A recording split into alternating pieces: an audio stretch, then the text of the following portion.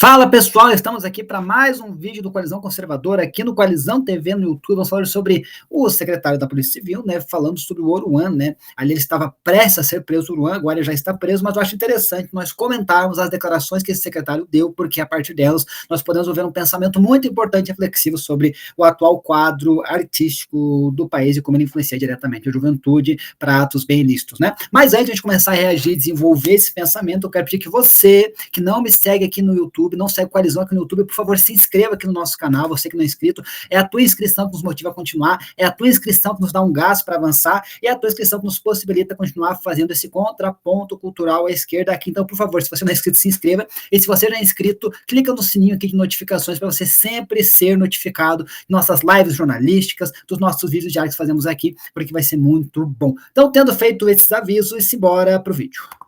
Hoje, nós temos certeza absoluta que se trata de um criminoso, um bandido da pior espécie, ligado diretamente à facção criminosa Comando Vermelho, da qual o pai dele, conhecido como Marcinho VP, mesmo à distância, chefia, estando em presídio federal. Ficou mais uma vez comprovado que esse elemento, que esse marginal bandido, associado diretamente a essa facção criminosa, em menos de 6 meses, estava abrigando marginais, mais uma vez, em sua residência.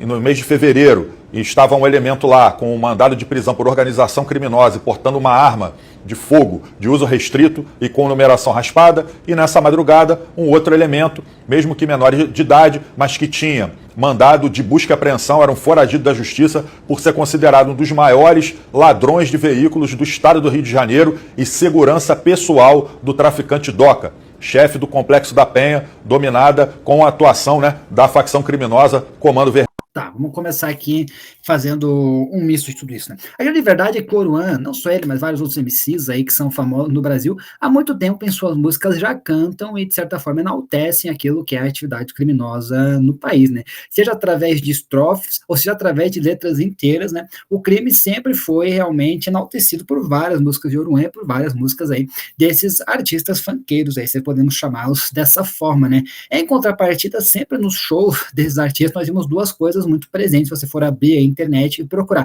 Nós vimos realmente muitas pessoas ligadas ao crime nesses shows e muita droga rolando, né? E um público que, em sua grande maioria, é sim um público jovem e também uma parcela muito grande são jovens menores de idade e até crianças. Então, o Oruan sempre esteve aí envolvido, seja cantando a criminalidade, ou seja, desenvolvendo o processo em que os seus shows viravam pontos aí de encontro, onde pessoas armadas com arma ilegal, pessoas com crime organizado, se reuniam e faziam ali todo, entre aspas, aí, o seu trabalho, né? Então, isso sempre foi algo presente no show do Oruan, né? E ele sempre se escondeu, né? Através dessa afirmação de que ele era um artista, que ele só fazia música, ele cantava porque ele vivia, né, e que ele mesmo não tinha nenhuma ligação, né, o que parece, né, que está caindo por terra, né, o Oruan, que tem como seu pai um dos grandes agentes do crime do país, né, e parece-me que ele não está conseguindo manter por muito tempo esta fachada de artista, né? Eu vou falar um pouquinho mais sobre como essa música, o funk,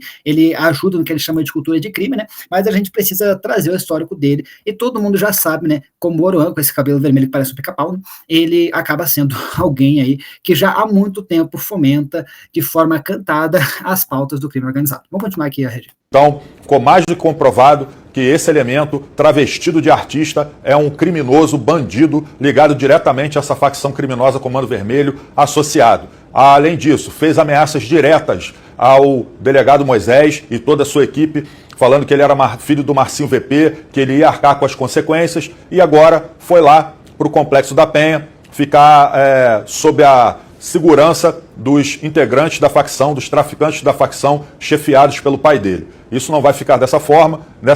No dia de hoje, a Polícia Civil está indiciando o Oruan pelos crimes de associação para o tráfico, ameaça, resistência qualificada, dano qualificado, tráfico de drogas, entre outros crimes. E a investigação está iniciando e em breve estaremos concluindo o inquérito. Bom, o que a gente pode perceber aqui também é que quando esse secretário ele fez, né, essa fala, o Oran estava prestes a ser preso, não tinha sido preso. No momento que eu faço esse vídeo, ele está preso, mas eu acredito que logo ele vai ser solto, né? O Brasil ele tem leis muito frouxas, assim, o Oran é um cara que tem articulação, tem muitas pessoas por trás dele, tem muito dinheiro envolvido. Eu acho que dificilmente ele fica muito tempo assim na cadeia, né?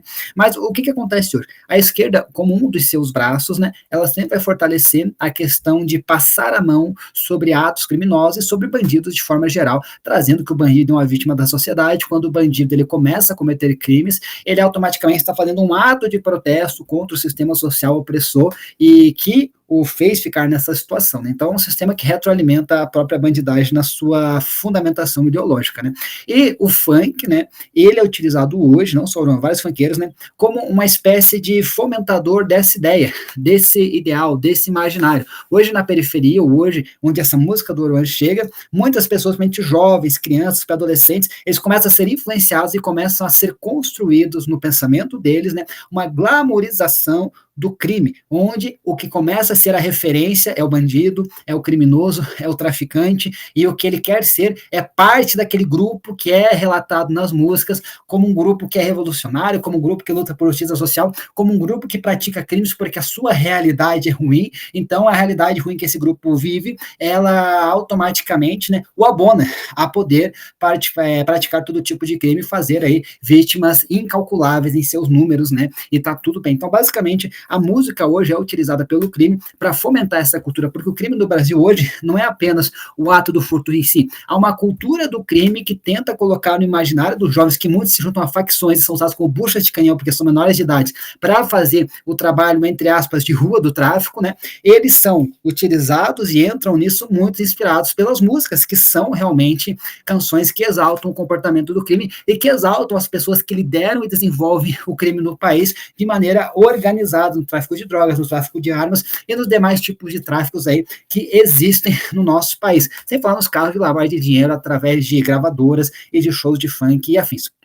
Então é muito importante esse caso, porque ele começa a dar mais notoriedade para essa situação, mas, ao mesmo tempo, nós precisamos entender que se nós queremos combater esse sistema de crime que hoje está no Brasil, nós precisamos entender que existe uma cultura do crime e que os funkeiros e MCs, em sua grande parte, no país hoje que tem mais fama, preeminência e relevância, estão ligados diretamente ao processo de, em suas letras, em suas músicas, enaltecer atitudes criminosas e atitudes reprováveis, mas que, infelizmente, o jovem, por ainda estar em formação da sua personalidade, não ter muitos filtros para analisar a informação que chega, começa a acreditar nessas canções e começa a pensar da mesma forma que a letra que lhe é passada nas canções retrata a vida, retrata o criminoso, e começa a querer ser um criminoso e começa a querer realmente a ter ele como herói, né? Eu sei que quando você fica mais velho você para com isso, mas infelizmente os jovens, muitos deles de 12, 13 anos, não têm referência familiar, não têm estrutura familiar, acabam caindo nesse conto do vigário, entrando para essa vida do crime, e muitos sofrem de forma cruel e trágica o fim que essa vida traz. Bom,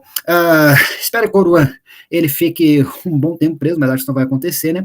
E que as ações e fiscalizações em relação ao envolvimento e a ligação direta, né, desses MCs com a criminalidade e as facções possa ser melhor investigado, e onde houver crime que seja punido, e que onde houver um pai vendo esse vídeo aí, cuida com o que teu filho ouve. Ele não tem os mesmos filtros que você, e ele é muito facilmente influenciado por uma tendência impulsionada na internet, que às vezes um cara aqui que parece um pica-pau, né, o Oruan, né, um pica-pau fazendo bico ali, canta, e teu filho pode ter uma visão de mundo que leva ele a cometer atos, das quais ele vai se arrepender depois, quando ele ficar mais maduro. Gente, por hoje é isso, tá? Se você não é inscrito do canal, se inscreve, curta, coloca aqui nos comentários a tua opinião sobre isso, né? E simbora que amanhã tem mais vídeo, vamos continuar falando desse contraponto cultural à esquerda. Valeu!